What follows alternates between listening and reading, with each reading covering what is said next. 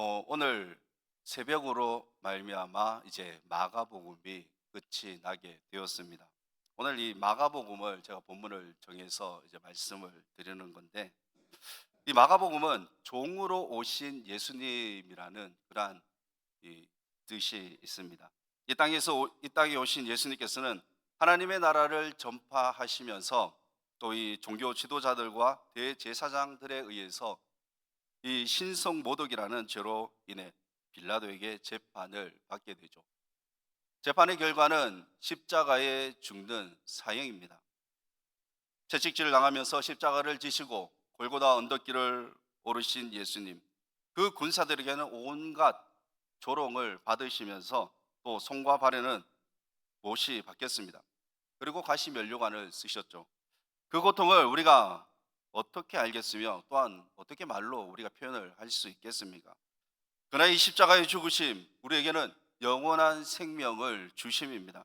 우리가 구원받음은 바로 예수 그리스도의 죽으심입니다.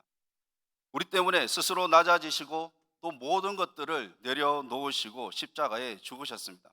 그리고 십자가에 죽으신 예수님은 사망 권세를 이기시고 부활하셨습니다.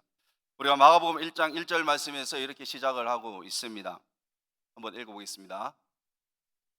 하나님의 아들 예수 그리스도의 복음의 시작이라. 우리가 이 하나님의 아들 예수 그리스도의 복음의 시작이라, 우리가 이 다른 복음서와 달리 조금 급하다라는 그런 느낌을 볼 수 있습니다. 왜 그러냐 하면은 이 마태복음에서는 족보로부터 예수님께서 탄생하신 것으로 그렇게 나타나고 있고요.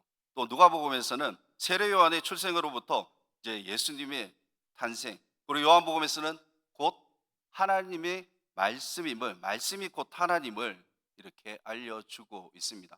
어떻게 보면 이 마가복음과 다른 이 세 복음은 약간 좀 여유가 있고 마가복음은 좀 급한 느낌을 받을 수가 있죠. 그런데 이 마가복음에서 바로 하나님의 아들 예수 그리스도의 복음의 시작이라, 왜 이렇게 복음에 대해서 서두르는지에 대해서 볼 수 있는 것은 이 마가복음이 쓰여졌던 그 시기를 보면 됩니다. 마가복음이 쓰여졌던 시기가 AD 65년에서 70년 경입니다. 이 시기가 어떠한 시기냐면은 당시 그리스도인들은 로마에 의해 가지고 굉장한 핍박을 받았던 그 시대입니다. 그 시대의 로마의 황제가 우리가 좀 알고 있는 바로 이 네로 황제죠.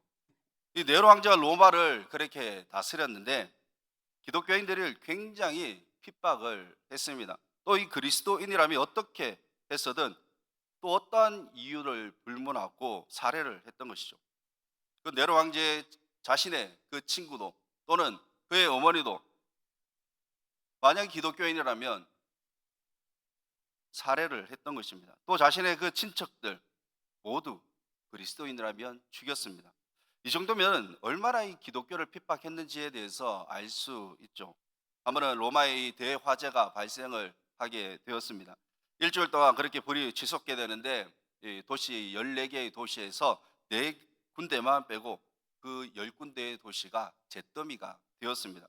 근데 이 방화의 주범을 누구로 돌렸냐 하면은 기독교인, 그리스도인으로 돌렸던 것이죠. 이번 의성 산불로 인해 가지고 얼마나 많은 피해를 입었습니까? 이 산불을 일으킨 방화의 주범이 말도 안 되게 교회라고 누명을 씌우면 어떻게 하겠습니까? 얼마나 억울하겠습니까? 그리고 이 네로 황제 그리스도인들을 짐승 가죽을 덮어 씌워서 개들에게 찢겨 죽도록 했고 십자가에 죽이게 하는 일들은 너무나도 빈번했던 것이죠.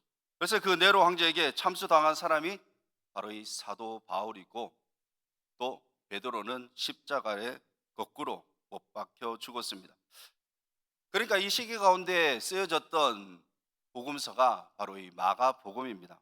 마가는 어떠한 마음으로 이렇게 기록을 했겠습니까?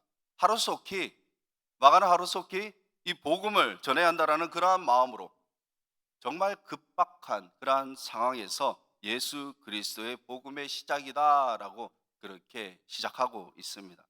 네로 황제가 다스리던 로마 시대에 복음을 전한다는 것 참으로 쉽지가 않죠. 그렇다고 해서 그리스도인들이 복음을 쉬지 않았습니다. 복음 전파하는 것을 쉬지 않았습니다. 예수님께서 승천하시기 전 유대와 사마리아 땅끝까지 복음을 전하라는 그 예수님의 지상 명령, 그것을 지키기 위하여 부활하신 예수님, 그 예수님을 전했습니다. 이 당시 그리스도인이라는 표시로 이 증표를 그렇게 들고 다녔는데 바로 이 물고기 표시였죠. 그 물고기에 익투스라는 이란 글이 적혀 있는데, 이 익투스라는 그 뜻은 하나님의 아들 예수 그리스도라는 그러한 뜻입니다. 이러한 방법으로 서로가 성도인 것을 알고 또 복음을 전했습니다. 그리스도인이라는 것조차만으로도 박해를 받았던 시대에 복음을 전한다는 것은 목숨을 내어 놓아야 하는 그러한 상황이죠. 마가복음을 기록한 시기가 너무나도 참혹했던 그러한 시기입니다. 그때와 비교하면 우리는 어떻습니까? 지금 너무나도 좋은 환경에서 예배를 드리고 있으며 또 복음을 전할 수 있습니다. 우리가 그리스도인이라고 해서 누가 뭐라고 하는 사람이 있습니까? 그렇지 않습니다. 우리가 이 마가가 가장 먼저 예수 그리스도의 복음의 시작이라고 그렇게 기록을 했던 것처럼 우리가 이 시대에도 먼저 예수 그리스도의 복음이 먼저 나타나야 할 것입니다. 우리가 이 복음을 전하는데 누구에게 전한 것이 가장 어렵습니까?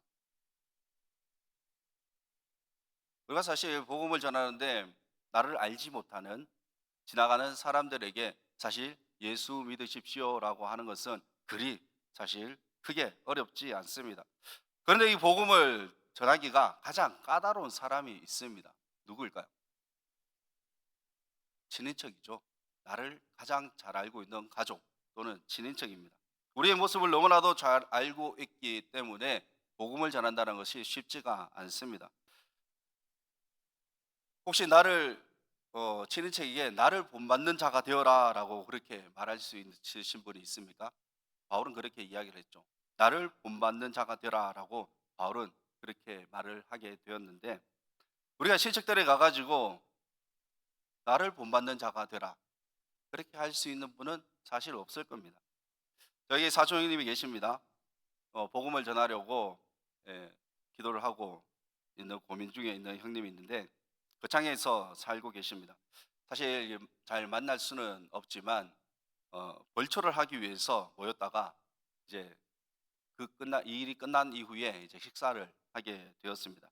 식사를 하면서 형님은 이렇게 술을 드셨어요. 뭐 저는 술을 마시지 않았습니다. 음식을 먹으면서 저보고 소주 잔을 주시면서 한 잔 하라라고 그렇게 이야기를 하시더라고요. 제가 교회를 다니고 또 목사라는 것을 알고 계시는데도 불구하고 저에게 술을 보냈습니다. 저는 잔만 받았습니다. 마시지는 않았습니다. 근데 그 형님이 하시는 말씀이 무엇이냐면은 술을 마시라고 하면서 마시지 않는다라고 하니 왜 그러냐고, 내가 알고 있는 장로들은 거의 다 술을 마시던데 라고 그렇게 이야기를 하더라고요. 그래서 제가 어떻게 말했겠습니까? 형님 주변에 계시는 분들은 전부 다 이단입니다. 제가 그 말을 듣고 느낀 것이 무엇이냐면은 바로 예수 그리스도의 향기를 나타내야 할 그리스도인들이 세상 사람들과 비슷한 그러한 삶을 살아가고 있다는 것입니다. 그것을 느꼈습니다. 혼돈이 온 것이 그 형님의 주변에 이단들이 있는지 아니면 정말 우리와 같은 그리스도인들이 있는지, 그런 잘못된 삶을 살고 있지는 않는지, 우리가 정말 이 좋은 소식, 굿 뉴스라는 이 복음이라는 것을 전해야 하는데 복음을 전하기보다 그들과 똑같은 모습 속에서 살아가고 있다면 그들에게 복음이 들어갈 수가 없습니다. 우리의 사명은 제자들이 복음을 전할 때나 지금이나 마찬가지입니다. 주님이 우리에게 주신 그 지상 명령을 지키며 살아가야 하는 것이 바로 우리의 삶이죠. 그리고 이 복음이 궁전이나 또는 왕궁에서 시작되지 않았습니다. 오늘 이 말씀에 나왔듯이 하나님의 아들 예수 그리스도의 복음의 시작이라 그 다음에 어떻게 등장하게 됩니까? 화려한 곳이 아니라 광야에서부터 출발을 했습니다. 또 예수님의 겸손하심을 볼 수 있는 것은 예수님은 이 땅에 오셔서 사람에게 세례를 받으셨습니다. 이 땅에 오셔서 세상의 어떠한 권력자들과 함께 하신 것이 아니라 광야의 그 한 사람, 바로 세례 요한과 함께 일하시며 또 복음을 준비하셨습니다. 복음의 시작, 바로 광야로부터 시작을 했습니다. 예수님은 로마의 중심지 그 수도로부터 또는 네로 황제로부터 시작한 것이 아닙니다. 광야로부터 시작을 하셨습니다. 복음은 인생의 화려함에서 시작되지 않습니다. 철저히 낮아진 그러한 자리와 고통과 또 외로움 속에서 시작되는 것이 바로 이 복음입니다. 복음이 누구에게 잘 들어갈 수 있겠습니까? 교만한 사람들에게는 그 복음이 쉽게 들어가지 않습니다.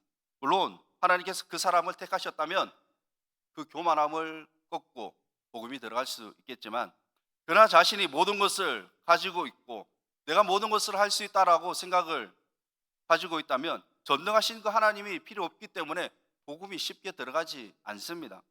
그런데 마음이 가난한 사람, 힘들고 또 외롭고 고통 가운데 있는 사람, 나의 힘으로는 아무것도 할 수 없음을 고백하는 사람, 주님 없이는 아무것도 할 수 없음을 깨닫게 되면은 복음을 받아들이게 됩니다. 능력이 있든 없든 재물이 있든 없든 철저히 낮아지는 자에게 복음이 들어가게 되는 거죠. 우리가 이 낮아지는 마음으로 또 겸손한 마음으로 우리가 살아가시기를 바랍니다. 2절 말씀에 보게 되면 보라 내가 내 사자를 내 앞에 보내노니 그가 내 길을 준비하리라. 여기서 이 내 사자라고 말씀을 하는데 이 사자를 천사로 의미할 수가 있겠지만 문맥상 보게 되면 하나님이 특별히 부른 사람, 즉 이 사명을 맡은 사람을 가리키는데 그가 바로 이 세례 요한이죠. 하나님은 예수님의 그 사역을 시작하시기 전에 먼저 사람을 준비시키셨습니다. 세례 요한은 백성들의 모습 속에 교만한 자를 꺾고 또 죄를 자백하게 하였으며 그는 하나님의 나라를 준비하게 하는 도구였습니다. 하나님의 사자가 하나님의 길을 준비하시겠다라고 하시는데 그 길이 바로 광야의 길이죠. 하나님은 예수님을 화려한 무대나 성전이 아닌 바로 광야에 세우셨습니다. 광야는 아무도 바라보지 않습니다. 광야는 고독한 곳입니다. 광야라는 이 단어를 좋아하시는 분이 계십니까? 그렇지 않을 것입니다. 광야의 길을 걷고 싶은 분 없을 것입니다. 우리는 화려한 그 네온 사인이 있는 곳에 빛이 나는 무대, 좋은 곳을 택하지 광야라는 그러한 바라보기도 쉽지 않은 그러한 곳에 가기 싫어합니다. 세례요한은 어디에서 외치게 됩니까? 도시가 아닌 광야에서 외쳤습니다. 우리가 잘 알고 있듯이 이스라엘 백성들 40년 동안 광야 생활을 할 때의 모습을 보면 어떻습니까? 얼마나 그렇게 절망을 하며 그리고 원망을 하며 그렇게 살았습니까? 한 번씩 보면은 광야 교회가 있습니다. 그나마 교회라서 참으로 다행입니다. 광야는 별로 좋지 않은 단어입니다. 그러나 하나님은 이 외로운 광야의 소리를 통해서 세상의 구원자를 맞이할 길을 여셨던 것이죠. 세례요한은 자신을 소리라고 말합니다. 그래서 이 소리라는 말은 바로 이 메시지를 전달하는 소리입니다. 세례요한의 이 사역을 우리가 보게 되면 4절에 죄 사함을 받게 하는 회개의 세례를 전파하니, 요한은 회개라는 이 메시지를 외쳤습니다.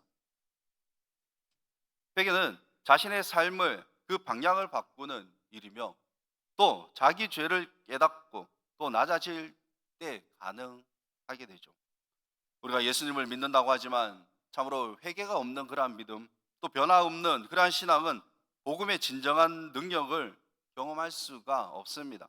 그러기에 우리 또한 낮은 자리에서 회개가 있어야 합니다. 예수님의 세례 요한에게 세례를 받으시는 그 모습을 우리가 볼 때에 예수님은 정말 예수님의 그 세례는 진정한 낮아지심입니다. 사람을 지으신 주님이 사람에게 그렇게 세례를 받는 것은 가장 높은 권위에서 가장 높은 자리에서 가장 낮아지시는 모습을 우리가 볼 수 있습니다. 예수님께서 이 세례 요한에게 세례를 받으실 때에 놀라운 현상이 일어나게 되죠. 우리 10절 말씀을 한번 보겠습니다. 읽어보겠습니다. 같이 읽습니다. 시작. 곧 물에서 올라오실새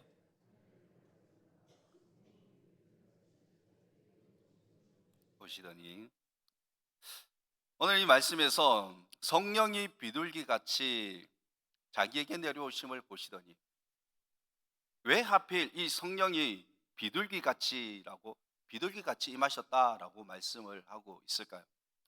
비둘기가 강한 존재가 아닙니다. 굉장히 약한 새입니다. 연약한 새입니다. 성령이 조금 더 어떻게 보면 힘이 있는 비유로 독수리 같이 오셨다라고 하면 얼마나 좋습니까? 예를 들어서 매를 예를 들어 오셨다 하면 더 힘이 있겠죠. 독수리 같이 왔다라고 하면은 더 힘이 있겠죠. 얼마나 멋이 있습니까? 성령이 독수리 정도는 되어야 되지 않습니까? 독수리는 새 중에 가장 강한 새입니다. 미국의 이 상징적인 새가 바로 이 독수리이죠. 혹시 미국 여권을 가지고 계시는 분이 있으신가요? 가르쳐 드리겠습니다. 미국 여권의 그 안에는 그 독수리 마크가 새겨져 있습니다. 또 이 미국 대통령이 이제 연설을 할 때에 강대상 앞에는 거대한 독수리가 날개를 펴서 그렇게 미국을 상징을 하고 있습니다.